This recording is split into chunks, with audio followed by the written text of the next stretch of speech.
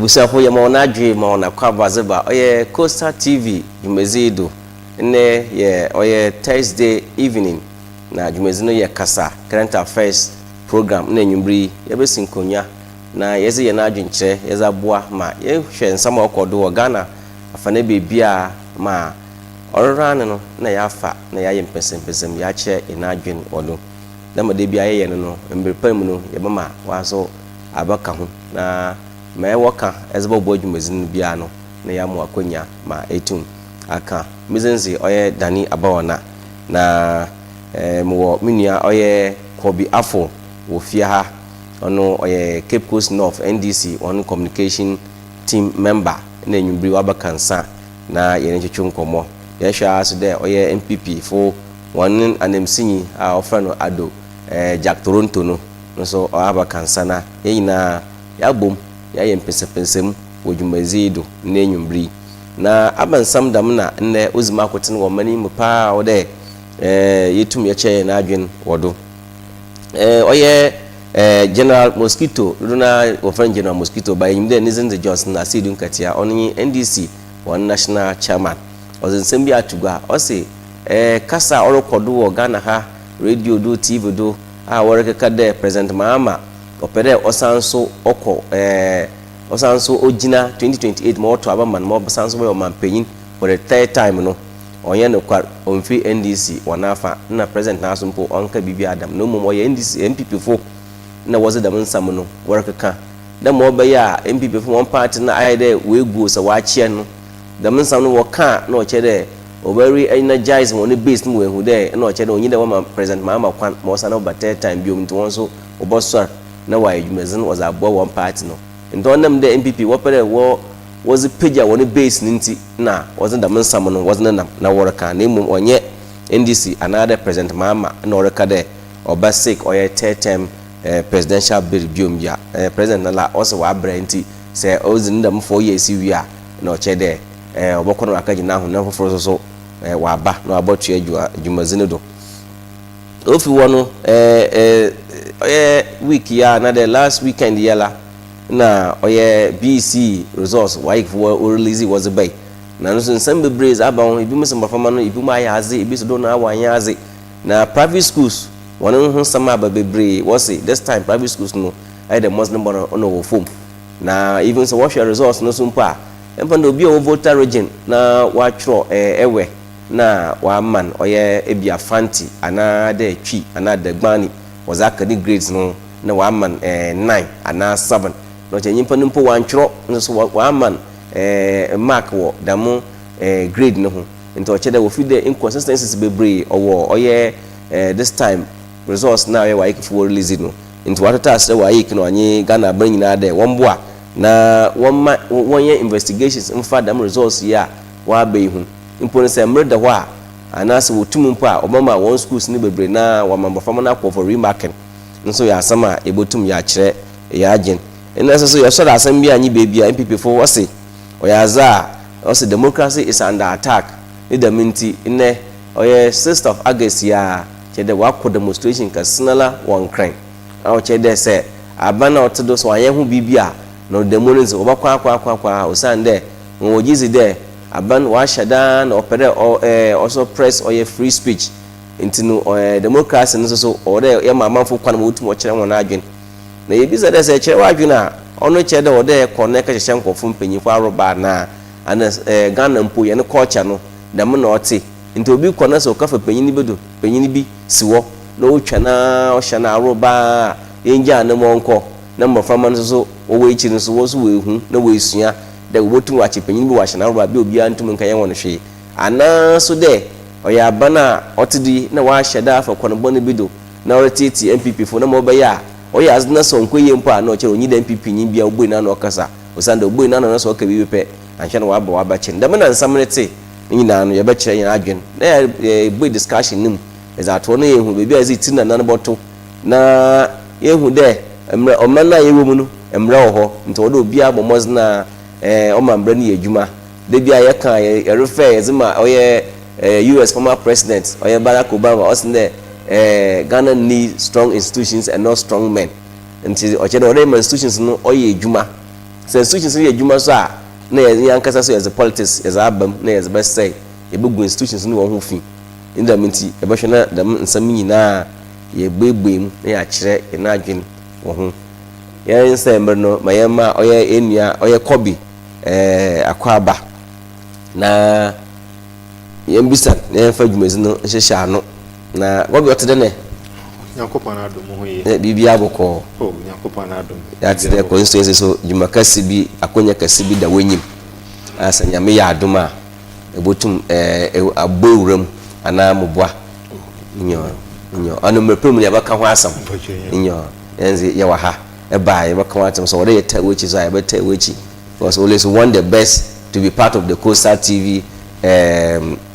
group intino say ya twon ka ho za it is the obotum aboy empire yemfa oye wayikefo won samsami nhyase is there enyina no at a point in time no ya twa BECE results ha yetwom yenuanom oretwobi yemba watwobi oguda oretwo and so this time no results no buy no idols in some bebre was aba wayikefo we release one results ones no wasn't there marking scheme down na wo hwe na wo mark integrate that obiale nya bia na was man na we release final results no was aba ebisu mafama na wa ba nne no wonyina wona adwunyina kan on AI na abefa ntino wa mabofo wa lazy nti won suaze ni so okotro okotro so retro exams na say phone nka ho be research was be answers for phone da no chere as no retro no oye ne zendo butum nya answers no eno ka ho na oye results ya obey this time won must no bono wan sheda wan so ni ana so fide bibi sonko na oma da menya menyina osi ana so oye private schools one demand was abade one hwe na one launch investigations wodam results ya wa be hu no efide ne kwando anyina na intel wozin kanansa na moko topics for the day no do no wozin kan me kia weti efu nyina nche kasa so nkoma ye ne MP oye Dr. Kwame Mintanya ko consensus executives na NDC for work post not anyina topic here the way I am dopa and mobile breaker found great yes an education system na BECE patrobi but time no different yes I mean time most when a year who you see as it as a campaign they under or different on social media wabi wama kujraba yen youth no na mafama no na TikTok movies WhatsApp Telegram and them mama azusua why different yes in she and a pair been putting a discussion put yempin correct them or share was it in Bebesana school be and I personally move forward punishment because as was no system no be na so yes in be so yes and then na azusua boku enyim and as a corporate punishment oboase headmaster oka nkofa mboma nka penka nne nka wesie se abufraba na so yes na azusua be yes ndo boko enyim and Ghana as a country no as a nation so we have a lot to do because obi cultural exams ma wan twere ongedo obaka ho and auditing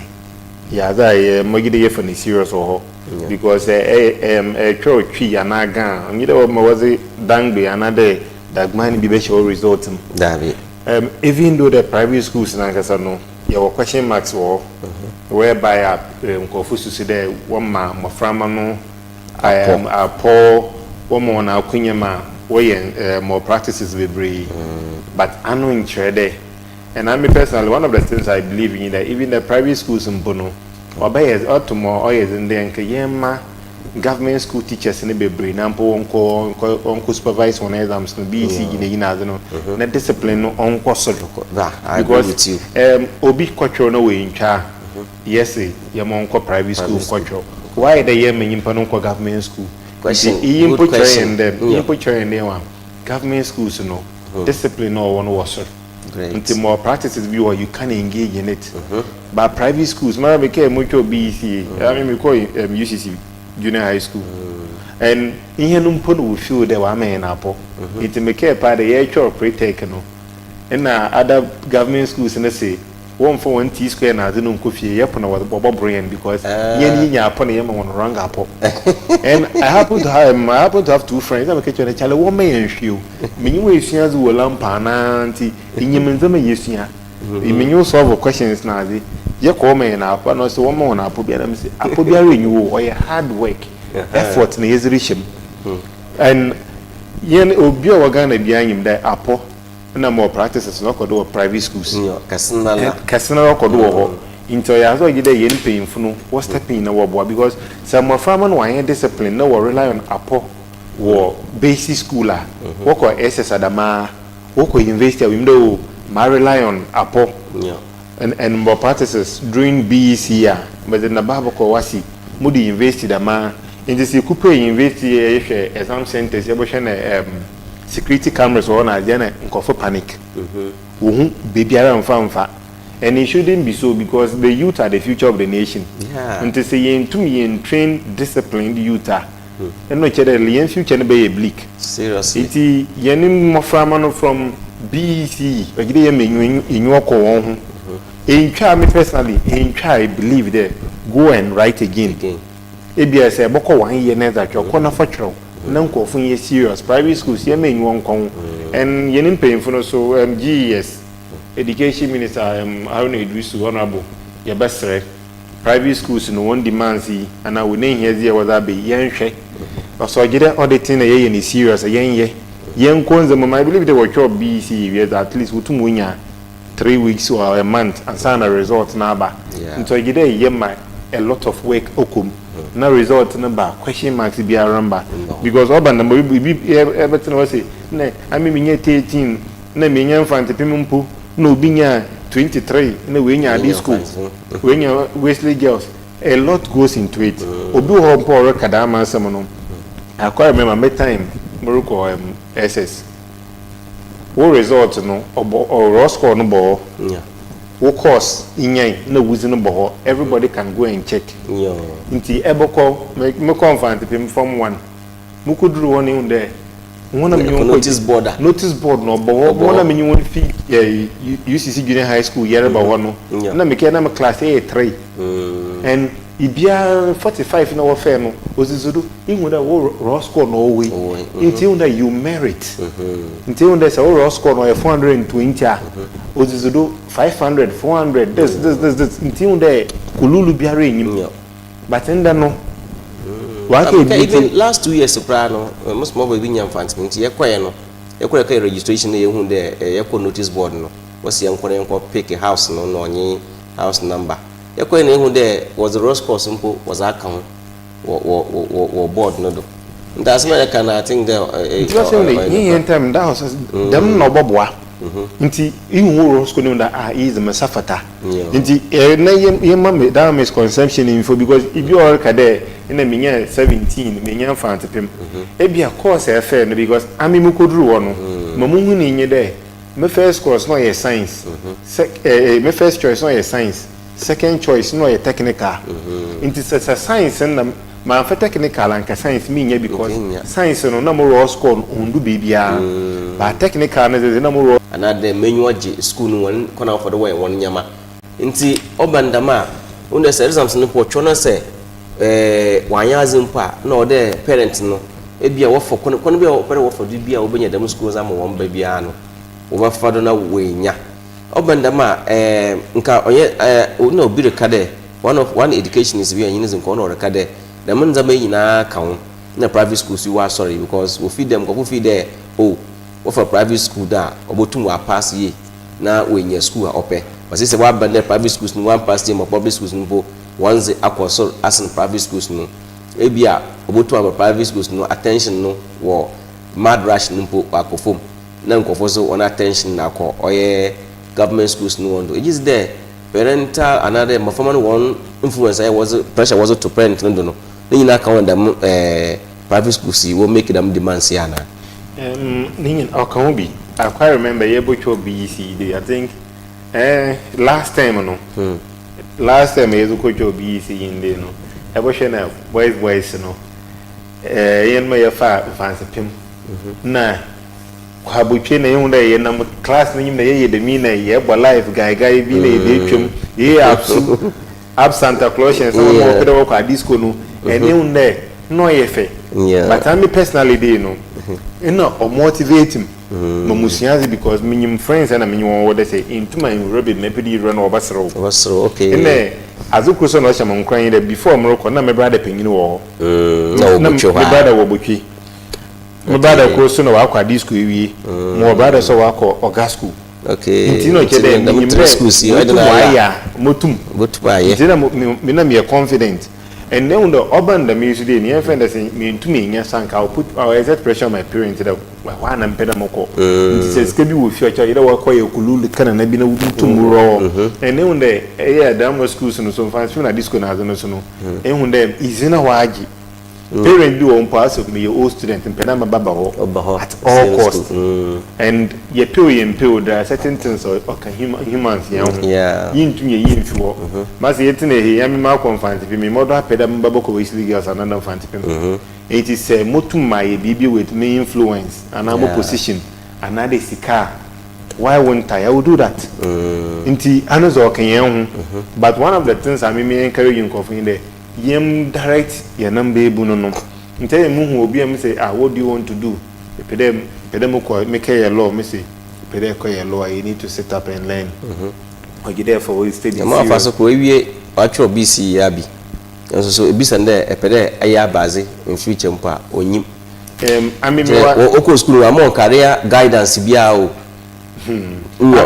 me wa decide dey mu hadis ko my family oboto is on decide na we ka challenge say iwie SS iwie hadis ko into man tertiary or a big disgrace your friends will desert you until you don't know wasi na ko tertiary I tell them all the time whatever I chance upon senior high school for mutu won for me encourage you 1 year won no won to mon ko onyim anko wenyim e benyim de anko wenyim me shafuru e be sia we anko obodog obo forget one you won because one wa ko source no nti I always encourage you to know nti ami me hu nde nzama boboye e old student ni bi no so no ogidi to me ko ye motivate one ine mu hu nde wo mo won nyon ko buku isue ni itwa na nyin obstacle bi anyo block fu bi bia botuma akọ but e bi ekere is when you so to wa wo fu won ska bi do no won influence bi do obutuma backfire no man ko futum kutia 40,000 na just to get their award to the school they prefer. So I see also unless we get to a level whereby parents no so kawo parents ni bi mu kawo pa opere ohun da ni anko na ba school ha nti no so no ba no de order okọ menyim obi a omam information bi on po recently o say world throw bi se ne ba na befia na ne ba na abaka de ni colleague ko ne maame de bia anapo budo ho na maame ze car o ze be siwo na ehun de ne wa fa ha bonde ne maame ehia nkofo na vigilators no ko but one shada we hu but no was suspect there maame no wa solve questions no oze ban was ma ne ban ehwa nti na dam na nti are no results ne ban no na ne ban enya oye 7 na maame na American asemi on ne ban nya I think is it 14 or 16 na all blame ne ban there was na wonya ko esimesi onya adam awo enya anyaze kra no zne mama anyaze wacha amayazo osimesi da minyi pa yere kana asemi nka no soso ebia no zna adwene oso tworo tra mala nka ameme grade ne ponko wonya no sa do narrative store ne che ne maame nde dam dan na before ne maame oye nam se yi nka maami nka wo so numa sanka ne be botu etwe ne pepes nyinam the parents na so oye a big problem obia pere ne bakọ a particular school and ne yanko ne babi wo ho we hu de afabi ko na we hu de school yi wanze ye ana de we top class school ne da minti wase kofi ana ko boche nti wada ne ba no so ko boche nti means bia nti aba advice na finally I want my parent ankasa nti I mean personally no advice am my parents working in them ogide ye me ni nyoko mo from no na zo because from primary school to junior high school no what assessment or so I mean ko university junior high school they make yen time no way in A B C D E nti ye throw exams are first 45 woko A 46 to 90 or be in school no ye school ni you be an strength ehu obi wa business no enyim into me care ye kwa SSD physics mo bo show bi na nkofo say hey wa do no was more compare na me sem po chaw ni pa we me ni fi primary aye be GHS ya ba dey oyem membenen academically because your choice exam so A mo B on A and not must be an amateur man who see my into yenyim. And it say even our education system near Boko a step further and that's what we need to do.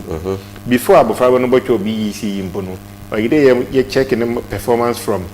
primary to junior high school. Ni who no strength. It is a BEC in Bono or produce result to be your Kasa or you need to me a question. Yeah.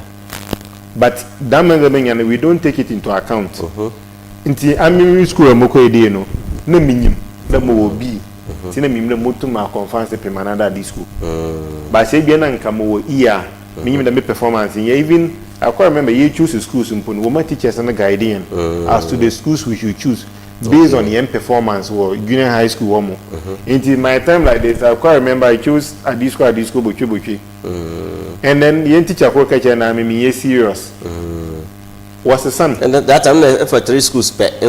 and in your no or 4 no was it a other 2 be become more 6 okay I remember no even other schools was the company you so they for the computer near mistake and now you know what way it's a was the son okay when I'm back here papa number say okay teacher come on one in there number you know be around to be easy remember the one for school man ko chone me school or na some the schools I'm confident in no one jam na select and me select mazi and I quite remember my friends say wonyi mu wula ebe you bring na meet na beach in amado na me bu mu bukum ma me ntam kase no wall ho na mo draw fish no part no name no part okay thing am draw my dana mo draw na me you read papa na mo draw da that is how you film it yen education system no na parents ni bimpo abofan wo form 1 another form 2 na wa jumping the onko to BC or push na wa quantum for what easy but you bodru wa gide hinyina na set up in the computer age whereby at the national level company could get in a database of our students it is the in performance in we should know and then see ways and means to help that person but science and data and find you in here about how the same schools now echo at this school teachers now one the same teachers now war Unipra the same teachers now war Ednaman and sometimes no abafama no mozna bono na ya na ohia kaso ta abafama no enfan there ebi a chinchina sinde onko ge another onko fans pem na se ne performance mpo na la onye serious a you be wa confront na wosle guest be na we twa open then 8 ones intino or there the mazin so wotum wo hwe na wotum wo guide mo family okay nti yenhwe say ya bentie another ketesiaba na wonyo age nsamtwere dwuma ho a omozna Kosa TV multimedia production or asampa ozemo or say a player professional broadcaster, news reporter, presenter, camera operator, video editor, and so the journalist ni nyina no yaza yes a Coastal TV multimedia production present a 6 weeks intensive radio and TV training program designed to equip you with practical media skills for today's competitive industry. Inti program is a warrior ni ibinyi news gathering, news reporting, radio and TV presentation, camera handling, video and audio editing, news writing, voice training and diction, interview techniques, digital journalism, media ethics, media law, na many more. Bebre na no ka ho a obotum we train one. Nti dam 6 weeks e dam intensive training we are Zoba Coastal TV fear hade another young partner radio stations and other media houses na ko na kaya wo internship. Nti se internship no na se we unjuma so ani a umozembo wosora na dem radio station no ana media house no obotum wa for no wa mo appointment letter na ayedwuma ho na also agipe na zo say so bode edwuma also ma otua wo kaw oni nti momozna ne tana ma bra Kosa TV fia hade na beji or baby some no further information and also the my friend or 0246 731 371 0246 731 371 nti jumezini nyina no nyame ya adoma obehyiase on the 8th of September in your 8th of September na jumezini obehyiase nti no bomos na sembe na hampo na se wonyo agi programs no a bra e bomo bebi ma ada na yetum ya modama intensive training na etum abomos na also esuaze na abaye nsamchonyi inyo sanchonyi ma mfaso ho papa inda minti no fo ho fashion na wo mountete na etum abe ye journalist inyo nti yamfa on into na Kobby yanko yen next topic do General Secretary or General Party Chairman Johnson ASIEDU NKETSIAH General Mosquito or say dam discussion now or kodo or gamani or work them mama ne term bid or pedo sanso or theodo no ye present after 2028 no or yen this for what's not watching who be a president na lampo on ho name MPP for no wash has na worbo who de no more ya wobotum we re-energize one base na we page one party because one of the MPP party no we gu wato nsum ne da minti opere kone bid na we tum we page a party no was a see into one of the ways are butum was the mazi onenyi de woraka de mama opere oko term biom no because any constitution na article 66 clause 2 or clear the president obeko 2 terms president bia wo 2 terms inti sama president mama wako na say 2016 na say wentum antioda na say wako na say wasana ba 2024 what is the indication there abazna obama 2028 obaka obasanso wa tioro na waye omanpanyin another wako into the next election bill ono ye MPP for na wo shaasi no worry ajizi a support wo chairman na samoroka na dey fi there or can just to one what's on wadwin wo president na nka say bi no intentions no but what repair as some was a share MPP for one ano the MPP for MPP for the way this for na some nko on for one now so what's MPP for na wakafa ba what's wadwin kire wo ho nti ozikan maka yin there his excellency John Dramani Mahama or you be on ye greedy and yes or you are the created politician woman from assemblyman was a busy MP was a busy vice president who is the president wako wasan waba and when you been in your brother another Kasa no oye his former president John Evans Atamos his excellency why going in baby ko yankopon for the currency otun sa friend number and a vice one of the interviews also or declining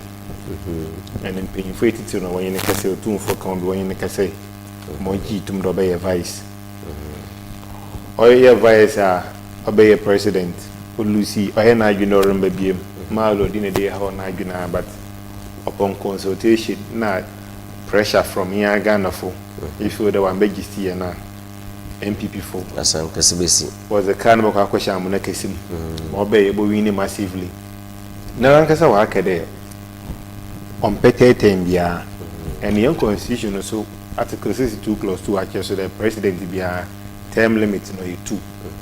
8 years say boko ni nyina bom eboko 4 na say later tumaba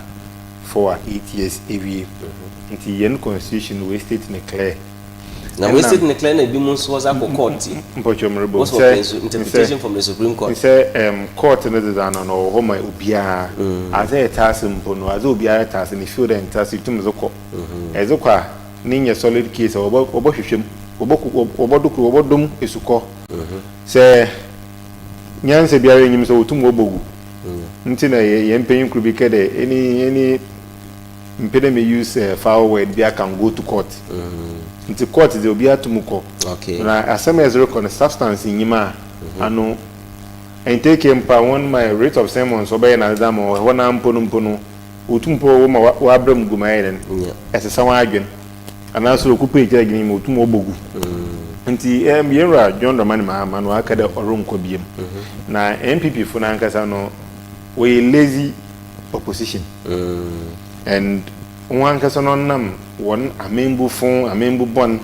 na ma wazi no fam no was a Ghana for fam to we lose credibility Okay. Enyizi biara enyi MPP fi wondo. Inti wa ma wa de ekona afono won. Nyimpa so sere kona ekona fono wa.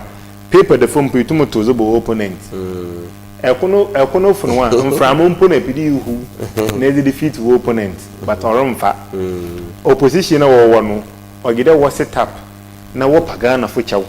Bona wazaye hen. And when you really obey ni nyina nti bibia press conferences and demonstrations press conferences and demonstrations which why impon over one parliamentarians or parliament we came 90 something or kakako 120 nti ejuma wo gida wo hwe ye wo restructure one party internally no one hwe one ye na wo kakeke nzama hunu do yem so ron ko biem na azawa o ma won yem hihye won ye the NDC have clear majority in parliament into wo feel there yebutum yeze bully yen way through na ya sesanzama mmagie masano akotete but omampen John the man mama so abre ne legacy termini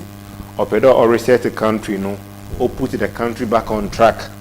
na nzama ye fine na the next person obe take over no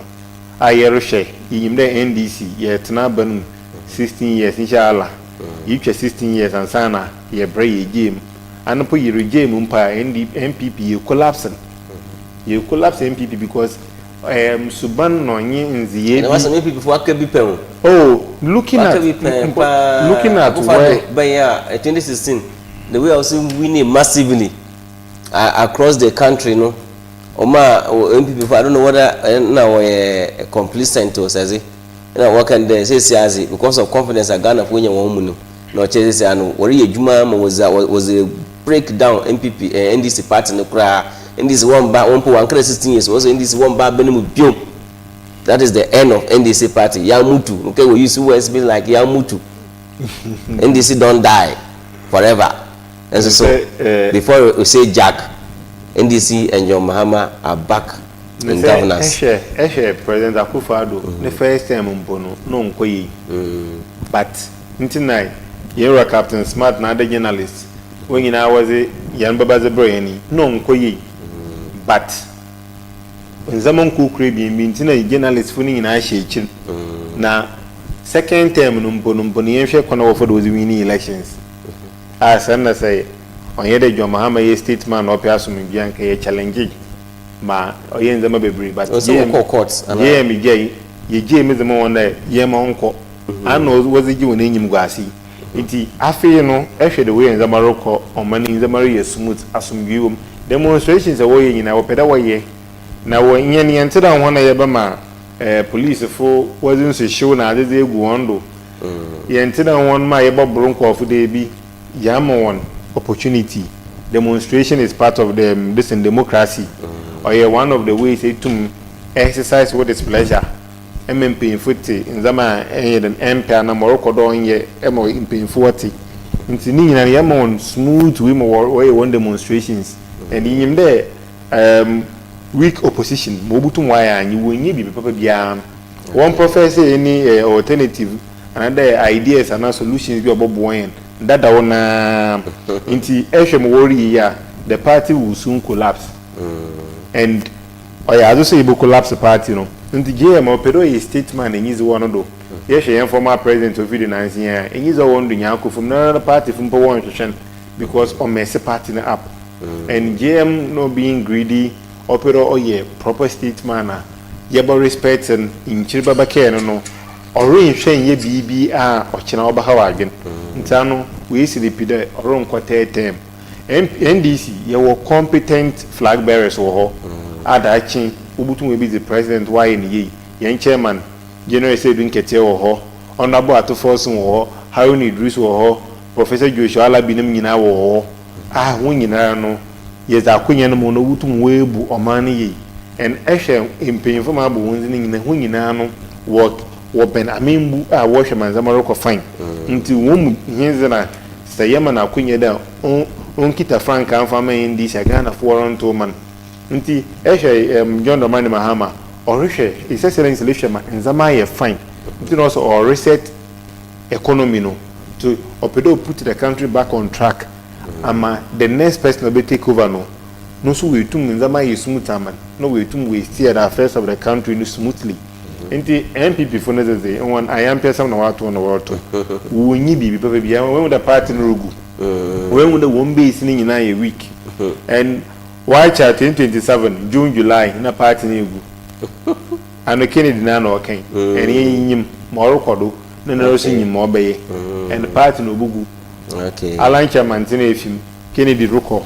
party no robateto wa panse na ehwe wan kesempo no one war line one up for one party leadership at the national level when you're serious. Oh yeah, you know, you're jailing like was a national chairman.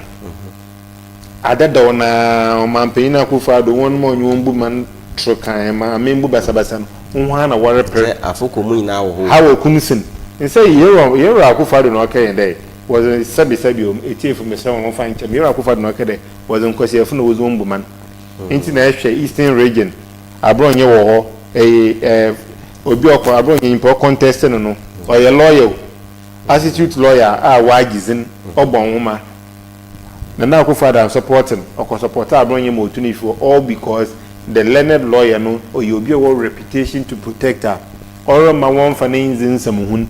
onyim de nsamuhun obizibia no oda homa na daachi oda number wonanyim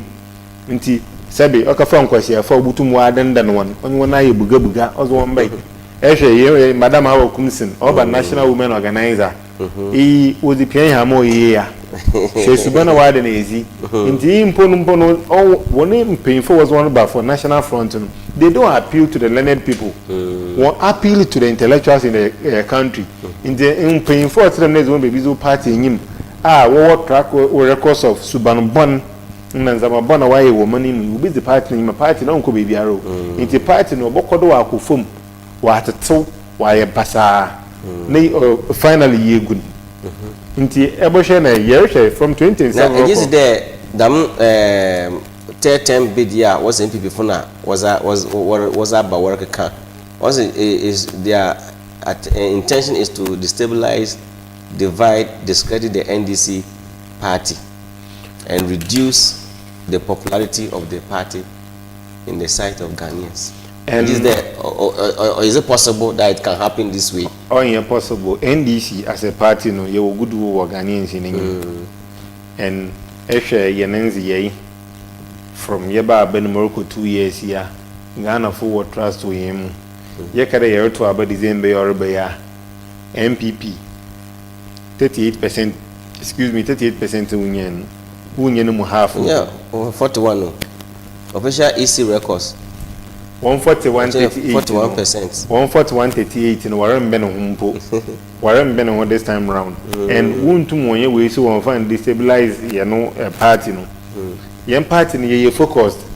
Chairman General in Ejuma, for my opinion, Suruba, Membu Pamagana for your rotan. Into there is no way I was here saying, Obaka Kegum, Putogum, Fugum, Abahawagan. Say, Yero John Romani Mahama, His Excellency, so Pedocco Tema. You better resort to the Constitution, the APS court, your APS court, you make sure that BPR the now queen. Say, you better amendment. Yeah, even I share 5 years time limit here, push here. And Pony Yero John Romani Mahama, Pedo Obe create tension be our system, what's in there, or rim pimpo that was the start if you know.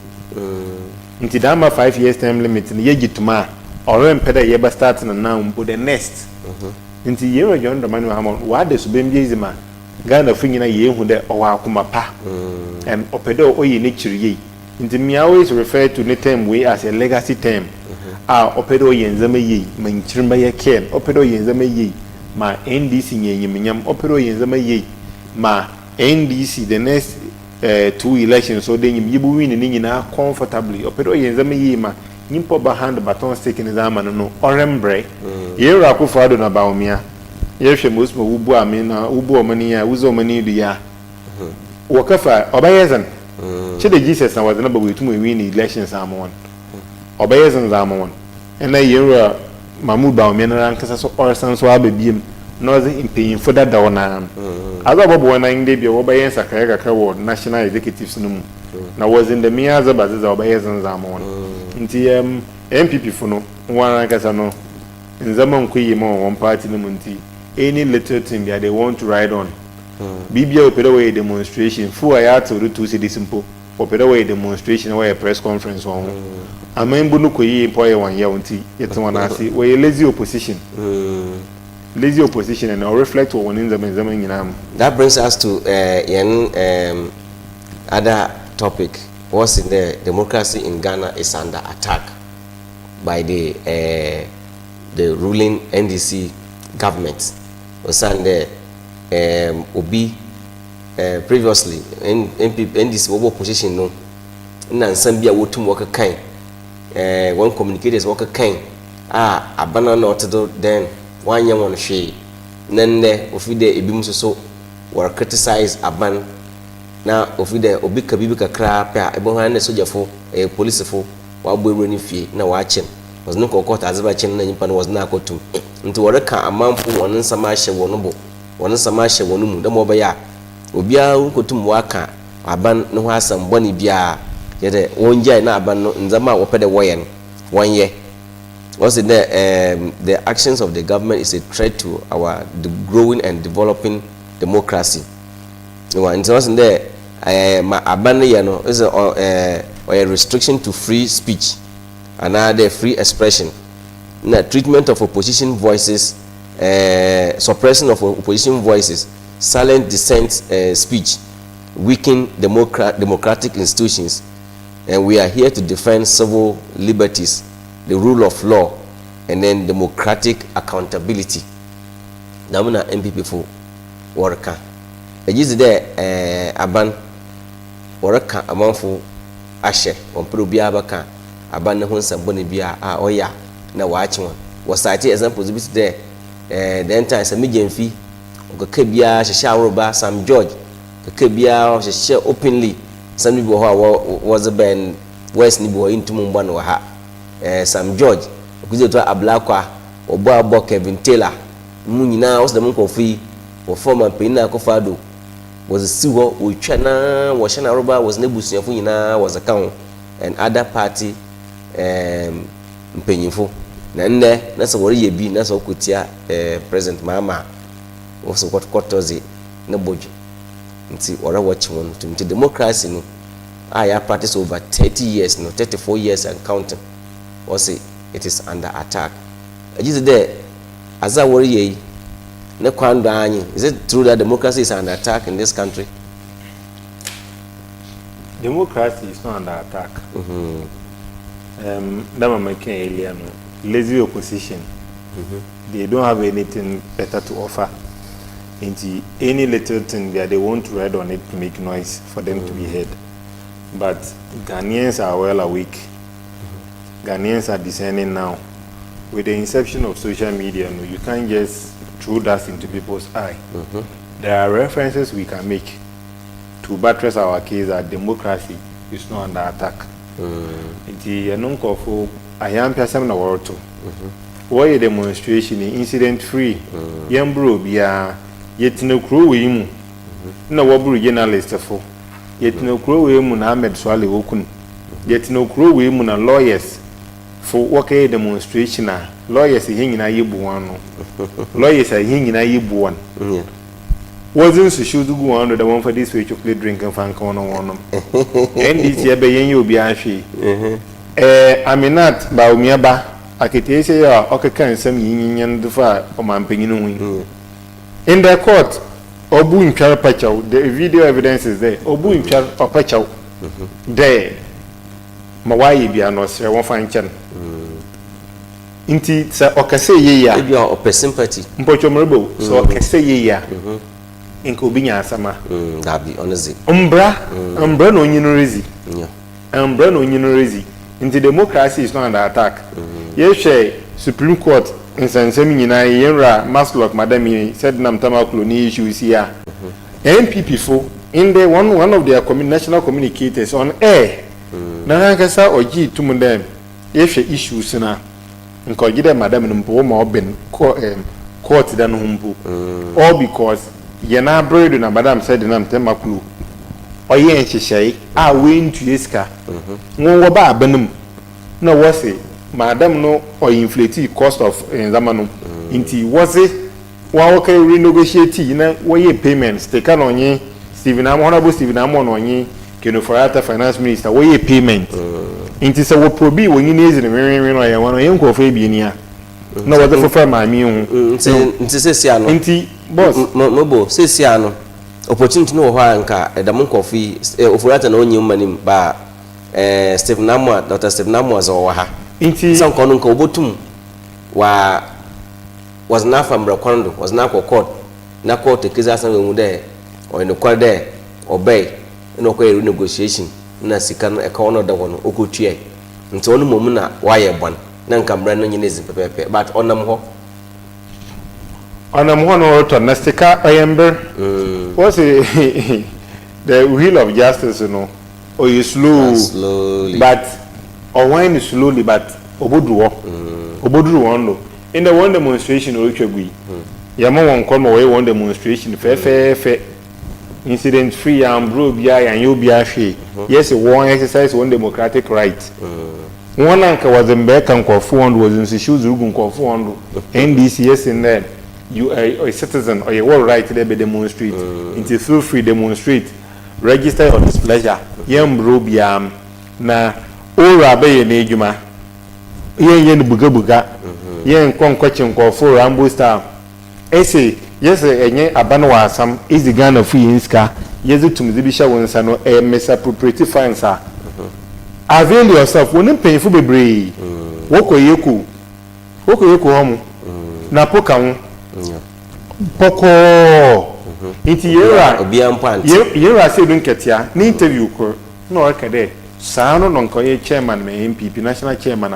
inka issues ni yan come mobilize and conform in demonstration yes a miracle abuaji we discuss na why yes sikasambi basabasa ehu here demonstration yes all political parties ebieni MPP na NDC na for fact for baba why I know those days watch NDC for mpenyifo ni bi tede Dr. Force Ndey na court na when the party for go go there were even times that some of them attempted to block is it court to access to Supreme Court as a court premises no ma okawani police for was this saying I believe that most one kasa na party penifuna na organize party based in supporters nama wotum where the menza ma otdam inze yama order yama party man what ase there time na obi na nipa na wa allege there wa for money scan and why boni the tie o man no yebeje because time na ebe so yemfa na osika na wa asesa wa sika na osesa no wa mfa bia mogwa wo fie o ina nkuti na ozoko ni fie nti say wenya asama the party for no so nyina nche ne wo mamren o yininzi sende obasa da wo demonstration na wo rekwa ha na wo ye nzama bebre a obama ebimpo aka da yen democracy no ore wa atochima anu nti ne wonde yen rase dun kete no kade so ono na ko ye MPP wonye na secretary a nka mera club wa gini issue we come mobilize on ko what say this car ko na mo work hard wodo no e won kirema kona kama onye dede because them wa cha bill conditions that was man na owoso na no so bill conditions to odan ka woman onye say onye political intimidation na nka odan ka bill conditions nka oye minimal dem obeya anyipa no botum wa afford na we fiwo na wa koda na we feel justice because no was in there miracles was that we inviting to Yoko or obru one year obiela on comply until they watching what's oko no Kobby nese mbochomrebo Kasa say there he's been to their offices several times mbochomrebo nwa Kasa MPP fune sika we no into bill conditions mpono bia mpompere oboboa okay awe bi wenyim no ora will come after you nama we am na for I don't think the win 40 years and I be human why you Ghana ade or a businessman abi human abi business why ma so me na say company kasibia yes so ya abofado ewi yen ndi se freso ya abofado ewi abi human na why and aba bra na wa abo wa kare se me jemfinu mu nyina so wo ye Samije se mbochomrebo change of government ba awu diske biara no unjao I'm a nationalistic person I believe in punishment say ekmas wonder omo me careful nimpa ye na so yes until we prefer to learn the hard way okay inte mofom pede punish him ezi chama mutimi yamadaw masan ma ye biem was a chawa Oma isuele simple. As all my China for ko nyim. Ebehwe no obi recently one city mayor why develop a whole city over 30 years. Was what to now why investigation or just bribe in the maybe we jailing. Brazil one former PM one former prime minister for the sick bed do not was in a court. So ban obi wa we real man nisika. That so Ghana Hanka is by politics. Obi we real man nisika no. So American papa no mercy. Okay. Because Obi we I've owned and run a business for more than 10 years. Inti say it is KBS na yen main business yen na yin na meske yin yentibi obi a wa nko paying for it wa run the businesses we o man Ghana yima that meske from we mpo won be no. And corruption is it true that ma Ghana fu nyina yedam ntas ne there what's the politicians is we before njo chero bi o wa benum bia no another politician bia minister we nya no oye genuine o chero minister nipa ko no owie should give people the chance to think this way. It shouldn't be so. But ibinum was that working yemu binum na wa am wire them and politics no corruption no ogide more ye unattractive. It's a punishment or because I mean whenever I meet party people make on the politics and we are in it to change destinies. Nti say obi we obi penyin was obi to jumoku bia no and I was netina dey bia oye na asese do obobo ma hyebra asesa metina hede once upon a time na pressure da mro mogo na efi Ghana because na nzama na boy yezen and our rest send Efanima police station one embassies na the bunda influx of people who want to move out of country no but the phone. Oh yes, so that no ruko. Oye no korda. Oye no korda. Na US embassy. Canadian embassy. US embassy, Canadian embassy. Oye normal. But as compared to your Mahama na Ghana nde. Okay. Akufado na Ghana compared to your Mahama na Ghana, oye the same. Okay. In the Dubai na kata na I agree with you that. In the Dubai na kata na azi. But in terms of amount for to kwano. No, instead na mention na nyo ya because according to for what ehun there mboshomrebo unkofuru to kondaba for various reasons business for okase greener pastures healthcare visit vacation and those things honors all but you compare you Akufo do no wasn't there year after year and one fiti me enkwechi bebre fiti 2000 reban almost every year bia number no koso but you remember I mean metina hede say years no corridor am yenwa the people around you no pressure will want to do to kwana some of them you can't compare it to 3-4 years ago I mean marry me gine hede me yankofo na dey na ma hawan mo yankofo ofi US or ba fa shempo I don't even mind them because amanu ma yeyi in zamanu ma ago mo ho mu ni anu biem one man worry prede oboko school na adinya ninya no ways and means book but in Denzama okay we want to stay asomjiwa even UK na azimpo worry come in there say in dollar gina ye one e will be outside on you ways cause almost can oye here because you don't so escaping yanzamo but economy nko ye wa Akufo na abredo no ni hunda obi wa enyi bi wo business outside almost can no one have because we no more kekre bi na no ye bebre but don't them dollar no over close to 2 years we general name 12 11 oh yeah in so okofom dollar no na wazu nkofom anya wanda because we wunda yen na yen was more dollars was ba sana we need to them na azano wa kwa kenti o ma no wa ye and obokodo wa ye okay yes in Zama is slow and megina Africa see to sumama ETF no one answer today yen legacy term we in this urban yen pede ye barrage in Zama okay because ya no mfie wokoi what to say in Zama what to o ma no nti ye kede ye rekọ boy bobusa ye the pressure ye about to yan kasa yen wodo ye kede employment IMF conditionalities in there no murokoko aye bompere ninya before me yetum ya fa more workers in the public sector nti ye kare ye repre aye ye zama bia ye the pressure bottle omano do omano confess no do ma nzama ye basa nti ye basa de ye nya abotal nti ye hwe ye John Dramani Mahama na finance minister bibia rose ntoboase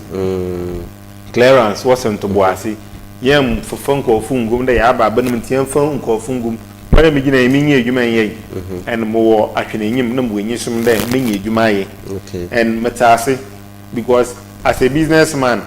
April and then maybe April fon ko for once upon a time before adwuma fu bebre oho ma adwen yiwe work up your business aye slow yi obi pedo kwa mama okwan zon perform mama aketena nchan because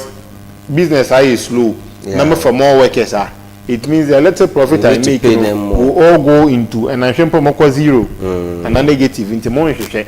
into that is how economy is why into but say the Ghana for me in Yabutal they the confidence they reposing in your money mama the finance minister obey more abroad. Okay. Nti yen hwe aba futu dam na ebotum ezama MPP because e ka bibi there demonstration no oye one right because we now or boma ye build oye yen democracy no nti if the demonstration na wakoi oye trivia anas the honestly speaking ebia if the nyama ekor ebiani bi in terms of nkofo one freedom of speech no abani aide opere okan wona hye ana so de I was if them brana no re adwuma nti yema mbra ne adwuma very adwuma the era of lawlessness you know where Akufo-Addo no time no we twam and ye NDC yama Ghana fu enya gizi na rehim no odobi wada amen nti nde ine de nyubudi ne ye hwe KNUST for SRC election so yes in the NDC candidate bombing by Yankopon Admin AUDIT so we win elections and massively amen. So no who there or NDC oh he said politics newa start from university into John Romani Mahama how need Drusu Jetta Black on them some again Friday I was fortunate to have met him in tech on tech campus Mukoshian wa tech and even on tech campus no ni hunde na ho kaka politics no unity hore obi be for parliament it's now we discuss politics ni hunde na ho kaka so nti na mi yim do be good level in future and politics no start from university nti yenim paying for na we start our campus nti student elections in paying for support and NDC MPP they both have this wings on campuses. Our year test one. No, year 10. Nti what elections now was one yeah. You say you're grooming or you're grooming into feel what I need. Immediate past. I think last 2 years SRC president or NDC you know man and they know or a aspirant or no constituency. Nti indications or even MPP for example on platforms when you want general secretary when you there the party is not attractive on campus all because of one no abroad was about Ghana for into MPP for Mami Makan them this is a time where either way proper restructuring that my time impose in Yimguasa was a good when you know about public space the ambe dede nko wonyezi na abaninye na ejuma wonyinya ansasan biara ka wonyezi wonte na nchan mo woye no magana wonyezi da dam moyi obotumoze impact bi abaye democracy ni manche oye no kwara bia demonstrations awoye no wopeda wakadan nhona ye ka wondo no wunzi Ghana punska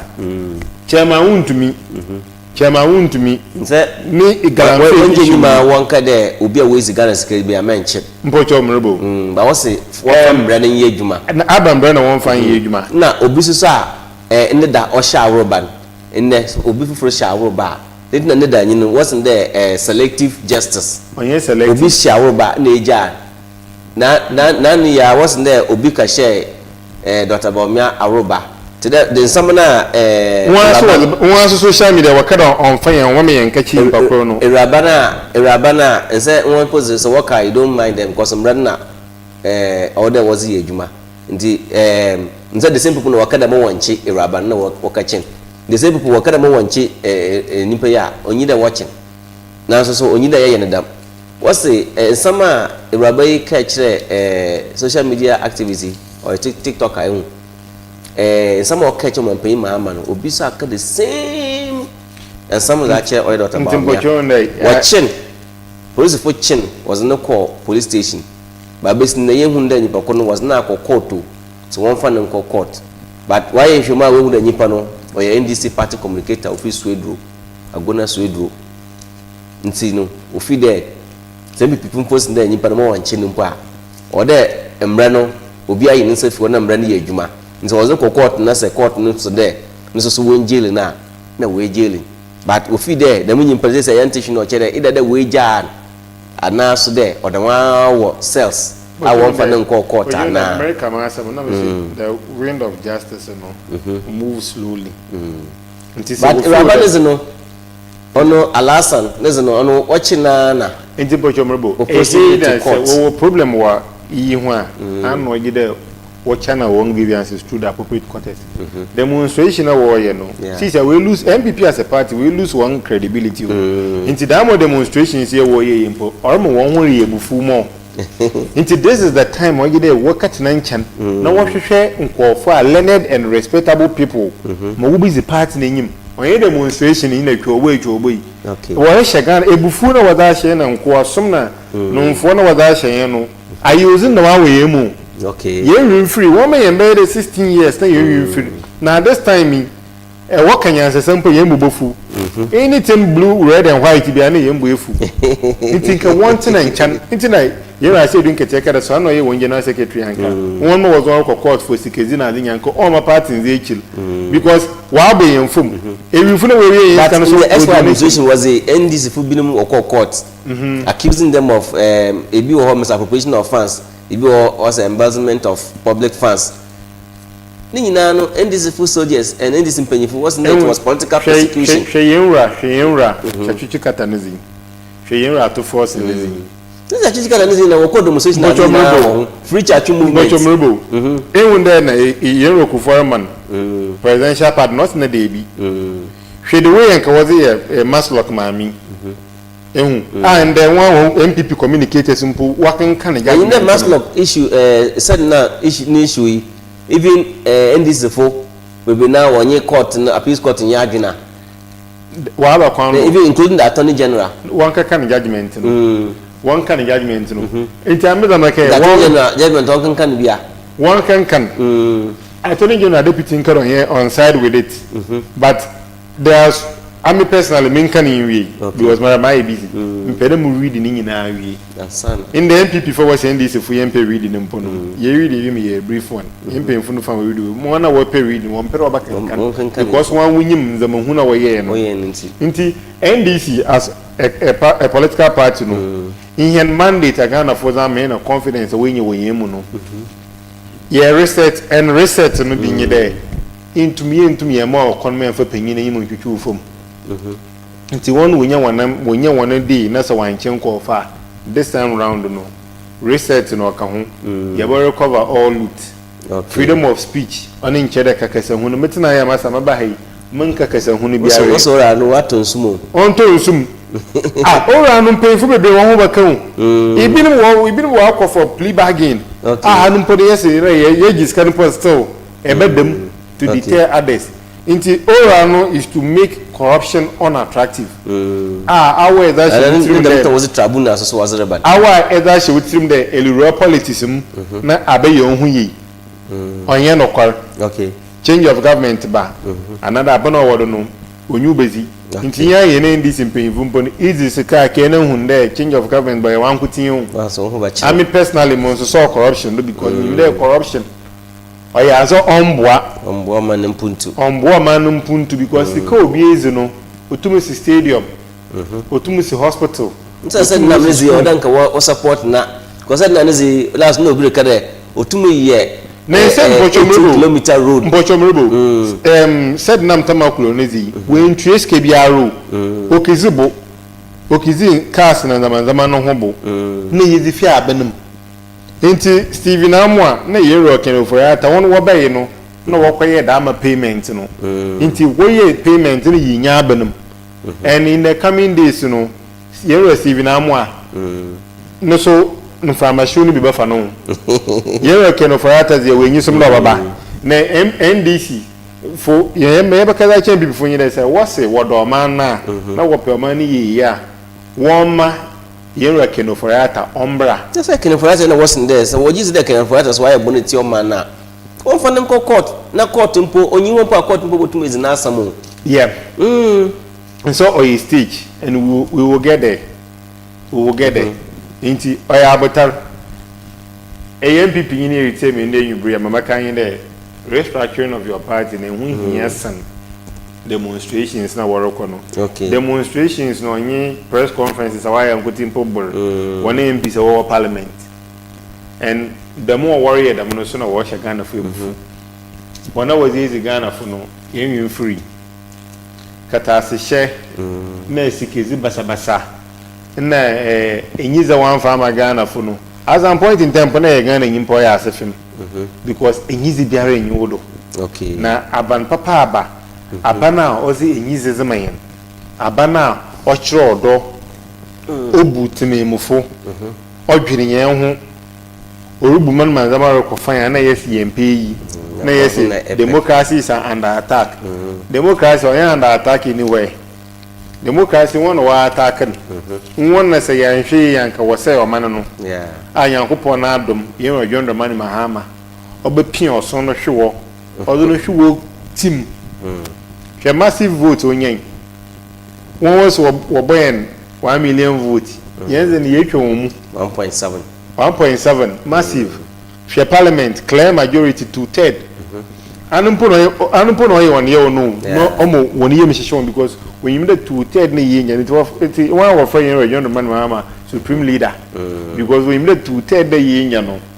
dwumazi ye butum ye zeze but ye region man mama na ye ASIEDU NKETSIAH wa hye Ghana fo nyina abode 2/3 na ye nya wa parliament no ye se be ye dwuma za aboa Ghana fo ye se be ye dwuma ma Ghana fo ye nya mfoso ye mfa mbe ye bukata ye mfa mbe ye nzama on samfata ba Ghana fo akwa ohihim okay won zimpo ya ye hang parliament bo hwe mana wo ye hang parliament mpo na se wonye clear majority anka ba na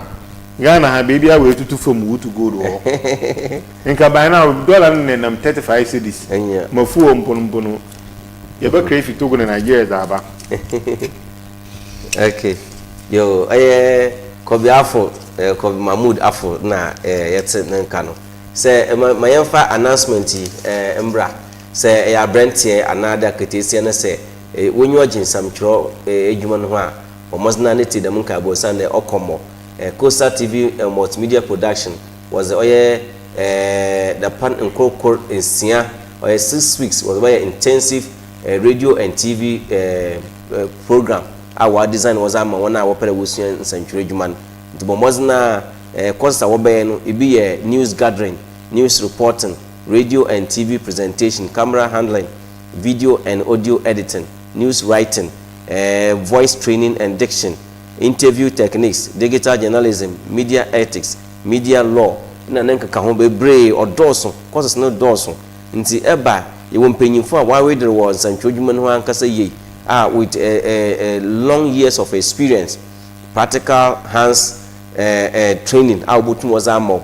na wateto na abe samtwenye professional one na moye de wo mponyin de after 6 weeks no ezo Kasa TV fia ha anaso de yem partner media houses be radio stations media newspapers nyina baby a wankasa epere kai wo internship bia no yezo boko sana yo arrangement wo ho na akai wo internship ewia na se wo nyuma so enya na the media house no wa fo wa mo appointment letter also abeye samtwenyi ma wo busum bia no wotua wo kaw nti se wonyo ogye ho a omozna ne twan mambra oye Kasa TV fia ha de ye wo Cape Coast oye Morocco Park Pedu Morocco Park eba ho a wo Kasa TV na ewe chief na se ebe fra ono ye special arrangement yazimo nti fra oye 0246 731 371 0246 731 371 fra also Kasa TV multimedia production training the next generation of media professionals. Into the program yi na me boa 8 September na yɛbɛhyɛ ase nti waka bɛyɛ bosom kor na dwumezi yɛtum yɛahyɛ dɛm training yɛ ase nti mmɔmmɔs na ofiti na kɔ ɔyɛ dɛm 8 September no na ɛtum aba for form ɛwɔ akyiri na sɛ pɛrɛ ɛba bi a bra yɛbɛtum yɛbɛma baby ma ada na yɛ training na ewie na yɛwɔ internship ewie nti ɛnyi information na Coastal TV multimedia production wɔsi yɛn fa nto enyim abɛntɛba akatisi ɛba to anamɔn na bra na yɛn kyerɛkyerɛw yɛn tetew wɔn nsɛmkyerɛw edwuma ndo professional way nti yɛretwɛn dɛ ɛbɛfrɛ na aba for form na akɔ dɛm training yim Kobby yɛzbesi na ansa na ɛbɔ sɔn no ma yɛmfa wɔn nsɛm a ozi ewie na yɛmfa nsɔ yɛrɛ sɔrɔ di kakra ma tanyi dɛ masra Ghana fo titire ndc fo Cape Coast North dɛ yinya abotar na yinya rehim dɛm yɛrɛ John Robert Mahama obe deliver nzama ba yɛ fine gene mpisa yɛn no ha de menyoro kese yɛhwɛ period astrate fide ogudo and ɔyɛ abotar na ɔgide yinya right Jumezo Gido Ozi, my Cape Coast North, often a temple for no business in a Dr. Kwame Tanya could be made with being bree in Chiasso Kunkang, Uncle Mon Naya Coupon Uncong, or more wasn't not to me Perizama, Fabrain or Sadi. Now the good people of Cape Coast North to see our own time. Be chair delegates for singing a few questions about Tono. One brother, communication, rubber deputy, in Tayano, I came. Esma ma some one show na one fan to aba mfa man o Kasa dwumede ni da ma party nhihye pa ogwa akwem ye pere ye de bo party fu no one show na won to mfa mam na ya me adom so na egwa kasen makata da ye bakodo ya ye ndwuma pa the good people of Cape Coast North okay yenia oye Kobby Mahmood AFFUL na yɛte nka no ɔrekɔ Cape Coast North NDC Deputy Communications Director Anamoboa enyo nti NDC fo a wenyu agu yandu nyina a wo Cape Coast North no ɔmomos na ɔman support wɔs nyipa of duapan na wo pian nti ɔmen pia yenue na ɔmfo duapan so odu duapan da nemu abana ɔwɔ so won ɔbɛtew ma ebi aka nyina ɔkɔma ɔyɛ all NDC party members a ɔwɔ akonya ebotum wato aba o Cape Coast North no one na desra yezo tun na enyim ni ofa yenua oye Kobby AFFUL ho nyo nti nyame aye na adom a discussion ni besi aha na nyame adom a ochina ye basanso yaba na ebe hia Kasa current affairs UMAZIDU na is a discussion for free as aba ona akwem ti nyame adom a onyinne no sanso wo ochina mezenze dani nyame bo a ochina ebe hia ya kran e de wona celebrate on bye bye. Charlie, BECE. Yanara Sassani.